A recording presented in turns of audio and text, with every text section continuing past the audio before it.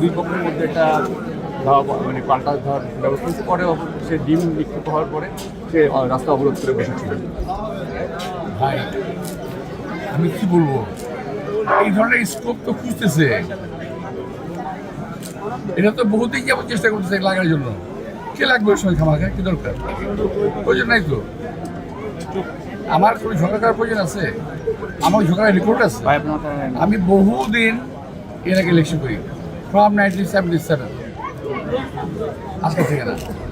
আমার কোনো রেকর্ড নাই যে কোনো প্রতিপক্ষের সঙ্গে আমার কখন সংঘর্ষ হয়েছে, ঝগড়া হয়েছে, রেকর্ড। তো যারা করতেছে উদ্দেশ্যমূলক, ওদের কিছু ভিন্নতর উদ্দেশ্য আছে।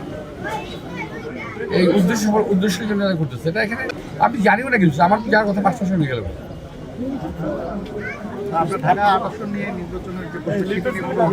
আপনি একটু পিছাবে। আমি এই মুহূর্তে কোনো মন্তব্য করতে চাই না। তবে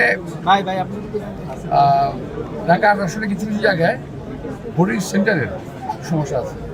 মানে যেমন রেলওয়ে স্কুলে দেখলাম, ওখানে আন্ডার কনস্ট্রাকশন বিল্ডিং, ওখানে ওই সেন্টার করছে, ওখানে ভোট দেওয়া পসিবল না।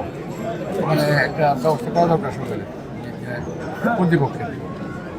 আর এছাড়া পরিবেশ এখন মধ্যে ভালোই আছে। যদি কেউ এটা ঘোষণা করতে না চায় তাহলে পরিবেশ ভালো আছে। ভোটারদের দ্বারে দ্বারে যাচ্ছেন, ভোটাররা কেমন প্রতিক্রিয়া দেখাচ্ছে বা তারা কি বলছে? আমার সঙ্গে থাকেন, বুঝতে পারবেন।